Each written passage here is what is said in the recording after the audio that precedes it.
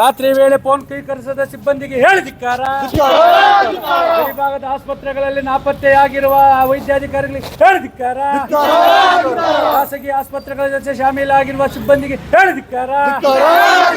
ಬಡ ರೋಗಿಗಳ ಜೊತೆ ಸಿಬ್ಬಂದಿಗೆ ಹೇಳಿದಿಕ್ಕಾರ. ಬೇಕೇ ಬೇಕು. ಅಯೋಗ್ಯ DHOಗೆ ಹೇಳಿದಿಕ್ಕಾರ. DHOಗೆ ಹೇಳಿದಿಕ್ಕಾರ. ಬಡವರ ರೋಗಿಗಳ ಜೊತೆ ಚೆಲ್ಲಾಟವಾಡುತ್ತಿರುವ ವೈದ್ಯಾಧಿಕಾರಿಗಳು ಹೇಳಿದಿಕ್ಕಾರ. ಬೇಕೇ ಬೇಕು. ಬೇಕೇ ಬೇಕು. ಅಯೋಗ್ಯ DHOಗೆ ಹೇಳಿದಿಕ್ಕಾರ. ಭ್ರಷ್ಟಾಚಾರ DHOಗೆ ಹೇಳಿದಿಕ್ಕಾರ.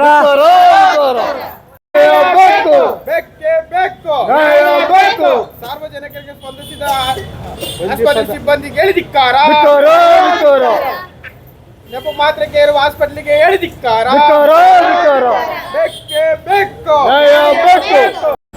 ಅವತ್ತು ಬಡವರ ಜೀವನ ಜೊತೆ ಚೆಲ್ಲಾಟಾಡಿ ಸಾವಿರಾರು ಪ್ರಾಣಗಳನ್ನು ತಗೊಂಡಿದ್ದಾರೆ ಹಿಂದಿನ ಸರ್ಕಾರ. ನಾವು ನಿಮ್ಮ ಮುಖಾಂತರ ಇದು ಮಾಡ್ತಾ ಇರೋದು. ಎರಡನೇದು ಗಡಿಭಾಗಲ ಪ್ರಾಥಮಿಕ ಆರೋಗ್ಯ ಕೇಂದ್ರಗಳಲ್ಲಿ ಹೆರಿಗೆಗಿರ್ಬೋದು, ಅಪಘಾತ ಇರ್ಬೋದು, ಯಾರೇ ಬಂದರೂ ಸಣ್ಣ ಮಾರ್ಗಗಳ ಸಮಸ್ಯೆ. ಅಲ್ಲಿರೋ ಸಿಬ್ಬಂದಿ ಏನಾದ್ರು ಬರೀ ವಾಟ್ಸಪ್ಪು ಸ್ಟೇಟಸ್ಗಳಲ್ಲಿ ಇರ್ತಾರೆ. ಕೇಳಿದರೆ ಅದು ಹಂಗೆ ಇದಂಗೆ ಅಂತಾರೆ. ನಾರ್ಮಲ್ ಹೆರಿಗೆ ಆಗ್ತಿದೆ ಅಂತ ಅಲ್ಲೇ ಏನೋ ಮಾಡಿಲ್ಲ ಅಂದ್ರೆ ಇಲ್ಲಿಗೆ ಕಳಿಸ್ಬೇಕು. ಇಲ್ಲಿಗೆ ಬಂದರೆ ಇಲ್ಲಿ ಅರ್ಜಿ ಕೂಡ ಬರೆಯೋಕೆ ಪಾಪ ಅವ್ರ ಕೈಗಳಿಗೇನೋ ಬಂದ್ಬಿಡ್ತದೆ. ಅದು ಅರ್ಜಿಗಳು ಕೂಡ ಬರೆಯಲ್ಲ ಅವರು. ಅಲ್ಲೊಂದು ಇದು ಕೂಡ ಹಾಕ್ಕೊಡ್ತಾ ಇಲ್ಲ ರೆಫರ್ತು ಖಾಸಗಿ ಆಸ್ಪತ್ರೆ. ಮೇಡಮ್ ಎಮರ್ಜೆನ್ಸಿ ಬರ್ತದೆ, ಗುಂಗುರ್ನೀರು ಹೋಗ್ಬಿಟ್ಟೈತೆ, ಮಗು ಅಡ್ಡ ತಿರ್ಕೊಂಡ್ಬಿಟ್ಟಿದೆ ಅಂತ ಹೇಳ್ಬಿಟ್ಟು ಅಲ್ಲಿಗೆ ಕಳಿಸ್ತಾರೆ. ಅಲ್ಲಿ 1,30,000 1,50,000 ಮಾಡ್ತಾರೆ. ಶ್ರೇಯ ಹಾಸ್ಪಿಟ್ಲಿಗೆ ಹೋದ್ರೆ 2 ಲಕ್ಷ, ವೇದ ಹಾಸ್ಪಿಟ್ಲಿಗೆ ಹೋದ್ರೆ 1.30% ಅದು ಸಮಸ್ಯೆ ಇರೋದು. ಬಡವ್ರು ಬರೋದೇ ಹಾಸ್ಪಿಟ್ಲಿಗೆ. ಅಲ್ಲಿಗೆ ಇಲ್ಲಿ ಗೌರ್ಮೆಂಟ್ ಡಾಕ್ಟರ್ಗಳಾಗಿ ಇಲ್ಲಿ ಲಕ್ಷ ಸಂಬಳ ಪಡೀತಾರೆ. ಇಲ್ಲಿ ಮಾತ್ರ ನಾರ್ಮಲ್ ಡೆಲಿವರಿ ಆಗಲ್ಲ. ಅಲ್ಲಿ ಮಾತ್ರ ನಾರ್ಮಲ್ ಡೆಲಿವರಿ ಹೆಂಗಾಗ್ತಾಯಿದೆ ಖಾಸಗಿ ಹಾಸ್ಪಿಟ್ಲಲ್ಲಿ? ಇದು ತನಿಖೆ ಆಗಬೇಕು. ದಿನದ 24 ಗಂಟೆ ಏನು ಕೆಲಸ ನಿರ್ವಹಿಸ್ತಾರೋ ಪ್ರತಿಯೊಬ್ಬರು ಐಡೆಂಟಿ ಕಾರ್ಡ್ ಹಾಕಬೇಕು. ಯಾರು ಡಾಕ್ಟ್ರ್ ಇಲ್ಲಿ ಇದು ಮಾಡ್ತಾರೋ ಅವ್ರು ಯಾರೇ ಪಬ್ಲಿಕ್ ಫೋನ್ ಮಾಡಿದ್ರು ಫೋನ್ ರಿಸೀವ್ ಮಾಡೋಂಥ ವೃತ್ತಿ ಮಾಡ್ಕೋಬೇಕು. ಮತ್ತು ಇಲ್ಲಿ ಏನು ಬಯೋಮೆಟ್ರಿಕ್ ಅಂತ ಬರ್ತದೆ, ಕೊಟ್ಬಿಟ್ಟು ತಂದ್ಕೊಂಡು ಹೋಗ್ಬಿಟ್ಟು ಅವ್ರು ಎಲ್ಲೋ ಅಂತ ಕೂತ್ಕೊಂಡ್ರೆ ಅದನ್ನು ನಾವು ಒಪ್ಪಕ್ಕಾಗಲ್ಲ. ದಿನದ 24 ಗಂಟೆ ಕೆಲಸ ಮಾಡಲೇಬೇಕು ಅವರು. ಆಮೇಲೆ ಯಾರು ಇಲ್ಲ ಡಾಕ್ಟ್ರಲ್ಲಿ ಯಾವ ಫಿಸಿಷಿಯನ್ ಯಾವ ಇದಕ್ಕೆ ಹೆರಿಗೆ ಆಗಿದ್ದಾರಾ, ಇಲ್ಲ ಫಿಸಿಷಿಯನ್ ಇದ್ದಾರಾ, ಇಲ್ಲ ಸಕ್ಕರೆ ಕಾಯಿಲೆ ಯಾವ ಕಾಯಿಲೆ ಆಗಿರ್ತಾರೆ ಅಂತೇಳಿ ನೋಟಿಸ್ ಬೋರ್ಡ್ ಹಾಕ್ಬೇಕಿಲ್ಲಿ. ಪ್ರತಿಯೊಂದು ನೋಟಿಸ್ ಬೋರ್ಡ್ ಹಾಕಬೇಕು. ಇಂಥ ಡಾಕ್ಟ್ರ್ ಇಂಥ ಸಿಗ್ತಾರೆ ಅಂತೇಳಿ. ಅವ್ರು ಎಷ್ಟು ಅವರ್ ಡ್ಯೂಟಿ ಮಾಡ್ತಾರೋ ಅಷ್ಟು ಅವರ್ ಡ್ಯೂಟಿಗೆ ಇಲ್ಲ ಅವ್ರಿಗೆ ಇರಬೇಕು. 8 ಅವರ್ ಹತ್ತಾರೆ ಅವರು. ಮತ್ತು ಸರ್ಕಾರಿ ಆಸ್ಪತ್ರೆ ಯಾವುದೇ ಆವರಣದಲ್ಲಿ 100 ಮೀಟ್ರ್ ವ್ಯಾಪ್ತಿಯಲ್ಲಿ ಒಂದು ಕ್ಲಿನಿಕ್ ಆಗಲಿ, ಒಂದು ಲ್ಯಾಬ್ ಆಗಲಿ, ಒಂದು ಖಾಸಗಿ ಆಂಬುಲೆನ್ಸ್ ಆಗಲಿ ಇರೋದಿಲ್ಲ. ಅದು ಕಾನೂನು ಇರೋದು ನಿಮಗೂ ಗೊತ್ತೈತೆ. ಅದು ಸಂಪೂರ್ಣವಾಗಿ ರಿಮೂವ್ ಆಗಬೇಕು. ಇಲ್ಲಿ 108 ಇರ್ತದೆ. 108 ಅನ್ನೋ ಏನು ಕೆಲಸ ಇರಲೇಬೇಕಲ್ಲ. ಇಲ್ಲಿ 1-2 ಇರಲೇಬೇಕು. ಗಡಿಭಾಗದಲ್ಲಿ ಆಕ್ಸಿಡೆಂಟ್ ಆಗ್ಬೋದು, ಅಲ್ಲಿಂದ ಬಡವರು ಖಾಸಗಿ ಆಸ್ಪತ್ರೆಗೆ ಹೋಗೋಕ್ಕಾಗಲ್ಲ. ಅದು ಸಮರ್ಪಕವಾಗಿ ನಿಮ್ಮ ಆಸ್ಪತ್ರೆ ನಿರ್ವಹಿಸಬೇಕು. ಗಡಿಭಾಗಗಳದೆಲ್ಲ ನಾವು ಹೇಳಿದ್ದೀವಿ. ದಯವಿಟ್ಟು ಏನು ಕೆಲಸ ಮಾಡ್ತಾರೆ ಅದಲ್ಲೇ ಅದ್ರ ಮುಖ್ಯವಾಗಿ ಅವನು ಯಾರು ಉಮಾರ್ ಅಂತ ಹೇಳಿದ್ದಾನೆ, ನಿಮ್ಮ ಮುಂದೆಗಡೆ ಮಾತಾಡಿದ್ದಾನೆ. ಅವನು ಫೋನ್ ಸ್ವೀಕರಿಸಿಲ್ಲ ಅಂತ ಹೇಳಿದ್ರೆ ರಿಸೈನ್ ಮಾಡಿಬಿಟ್ಟು ಖಾಸಗಿ ಹಾಸ್ಪಿಟ್ಲ್ಗೆ ಹೋಗಂತೇಳಿ ಹಾಸ್ಪಿಟ್ಲ್ ಮಾಡಿದ್ರೆ ಅವ್ನು ಏನು ಲ್ಯಾಬ್ ನಡೀತಿದ್ದಾನೆ ಆ ಲ್ಯಾಬ್ಗೆ ಪರ್ಮಿಷನ್ ಇದೆಯಾ ಅಲ್ಲಿ ನೋಡಿಬಿಟ್ಟು ಅದನ್ನು ಸೀಸ್ ಮಾಡಬೇಕು. ಯಾವುದೇ ಕಾರಣಕ್ಕೂ ಇಲ್ಲಿ ಏನು ಮಿಷನ್ಗಳಿಲ್ವೋ ಆ ಮಿಷನ್ಗಳು ರೆಡಿ ಮಾಡ್ತೀರಿ ಬರ್ತಾನೋ ಖಾಸಗಿ ಕ್ಲಿನಿಕ್ಗೆ ಕಳಿಸೋದು ಬೇಡ. ಏನು ಮೇಡಮ್, ಇಷ್ಟಿದೆ ಅವ್ಯವಸ್ಥೆಯನ್ನು ಇದು ಮಾಡಿಕೊಂಡು ಮೇಡಮ್. ಬಂಗಾರಪೇಟೆ ತಾಲೂಕು ಆಸ್ಪತ್ರೆ ತಾಜ್ ಮಹಲ್ಗನ್ನ ಚೆನ್ನಾಗಿದೆ, ನೋಡೋಕೆ ಅಂದ ಚಂದ ಎಲ್ಲ ಇದೆ ಅಲ್ಲೇ. ಆದರೆ ಇಲ್ಲಿ ಕೆಲಸ ಮಾಡುವಂತಹ ವೈದ್ಯಾಧಿಕಾರಿಗಳು ವೈದ್ಯರಿಗೆ ಮತ್ತು ಇಲ್ಲಿ ಸಿಬ್ಬಂದಿಗೆ ಮಾತ್ರ ಒಳ್ಳೆಯ ಮನಸ್ಸಿಲ್ಲ. ವೈದ್ಯ ನಮೋ ನಾರಾಯಣ ಅಂತಾರೆ.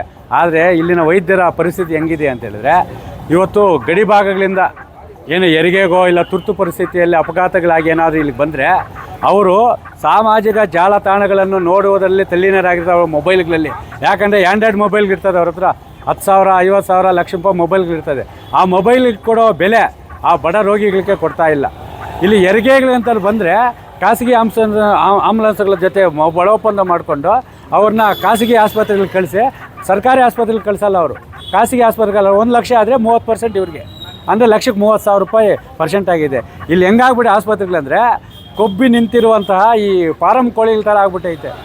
ನಮ್ಮ ಬದುಕು ಹೆಂಗಾಗ್ಬಿಟ್ಟಿದೆ ಅಂದರೆ ಈ ನಾಟಿ ಕೋಳಿಗಳ ಥರ ಆಗ್ಬಿಟ್ಟೈತೆ. ಅವು ಮೇವು ಸಿಗಲ್ಲ, ಬಡತನ ಆಗಿದೆ. ಇಲ್ಲಿ ಚಿಕಿತ್ಸೆ ಸಿಗಲ್ಲ, ಬಡವರು ಸಹ ಸಾಲಗಾರರಾಗ್ತಾ ಇದ್ದಾರೆ. ಅದರ ಜೊತೆಗೆ ಈ ಖಾಸಗಿ ಆಸ್ಪತ್ರೆ ಇದು ಸರ್ಕಾರಿ ಆಸ್ಪತ್ರೆ ಸುತ್ತಮುತ್ತ 100 ಮೀಟರ್ ವ್ಯಾಪ್ತಿಯಲ್ಲಿ ಯಾವುದೇ ರೀತಿಯ ಖಾಸಗಿ ಆಂಬುಲೆನ್ಸ್ ಇರೋಂಗಿಲ್ಲ, ಖಾಸಗಿ ಲ್ಯಾಬ್ ಇರೋಂಗಿಲ್ಲ, ಕ್ಲಿನಿಕ್ ಹೆಂಗಿಲ್ಲ. ಇಷ್ಟೆಲ್ಲ ವ್ಯವಸ್ಥೆ ಸರ್ಕಾರದ ನಿಯಮಗಳಿದ್ರೂ ಇಲ್ಲಿ ಒಬ್ಬ ಫಿಸಿಷಿಯನ್ ಅಂತಿದ್ದಾನೆ ಉಮಾರ್ ಅಂತೇಳಿ, ಅವನು ನೈಟ್ ಟೈಮ್ ಕೆಲಸ ಮಾಡಿದ್ದಾನೆ ಅಂದರೆ ಫೋನೇ ಎತ್ತಲ್ಲ. ಇವಾಗ ಬಂದು ಏನು ಸ್ವಾಮಿ ಫೋನ್ ಎತ್ತಿಲ್ಲ ಅಂದರೆ ಇಂಗ್ಲೀಷಲ್ಲಿ ಮಾತಾಡ್ತಾನೆ. ಅವನೊಬ್ಬನೇ ಇಂಗ್ಲೀಷ್ ಕಲ್ತಿರೋದು. ಕನ್ನಡದ ಲನ ಜಲ ಇಲ್ಲ ರೈತರು ಬೆಳೆದ್ರೆ ಊಟ ತಿಂದು ಅವನಿಗೆ ಇಂಗ್ಲೀಷ್ ಫೀಸ್ ಬೇಕು ಅಲ್ಲ. ಎಲ್ಲ ರೋಗಿಗಳು ಇಂಗ್ಲೀಷಲ್ಲಿ ಮಾತಾಡ್ತಾರೆ. ಏನು ವೈದ್ಯಾಧಿಕಾರಿಗಳ ಭಾರತಿ ಮೇಡಮ್ ಅವ್ರ ಮುಂದ್ಗಡೆ ಇದೇ ನಡೆದಿದೆ. ಅವನು ಅನಧಿಕೃತವಾಗಿ ಪರವಾನಗಿ ಇಲ್ಲದಂತಹ ಈ ಒಂದು ಏನು ಖಾಸಗಿ ಲ್ಯಾಬನ್ನು ನಡೆಸ್ತಾ ಇದ್ದಾನೆ. ಅದರ ವಿರುದ್ಧ ಕ್ರಮ ಕೈಗೊಂಡು ಕ್ರಿಮಿನಲ್ ಮೊಕದ್ದಮೆ ಆಗಬೇಕು. ಏನು ಜನಸಾಮಾನ್ಯರಿಗೆ ಸ್ಪಂದಿಸದ ಅವರ ವಿರುದ್ಧ ಕ್ರಮ ಕೈಗೊಳ್ಳಬೇಕು. ಮತ್ತು ಗಡಿ ಭಾಗದ ಆಸ್ಪತ್ರೆಗಳಲ್ಲಿ ಪ್ರಾಥಮಿಕ ಆಸ್ಪತ್ರೆಗಳ ಮೂಲಭೂತ ಸೌಕರ್ಯಗಳನ್ನು ಒದಗಿಸುವ ಜೊತೆಗೆ ಈ ಒಂದು ಆಸ್ಪತ್ರೆಯಲ್ಲಿ ಡಯಾಲಿಸಿಸ್ ಮತ್ತು ರಕ್ತ ಪರೀಕ್ಷೆಗಳಿರು ಯಾವುದೇ ಕಾರಣಕ್ಕೂ ಹೊರಗಡೆ ಹೋಗಬಾರ್ದು.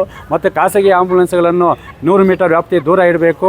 ಮತ್ತು ಮತ್ತಿತರ ವಿವಿಧ ಬೇಡಿಕೆಗಳನ್ನು ಈಡೇರಿಸುವಂತೆ ಇವತ್ತು ಹೋರಾಟ ಮಾಡಿ ಮಾನ್ಯ ವೈದ್ಯಾಧಿಕಾರಿಗಳಾದಂಥ ಭಾರತಿ ಮೇಡಮ್ ಅವರಿಗೆ ಮನವಿ ನೀಡಿದ್ದೀವಿ.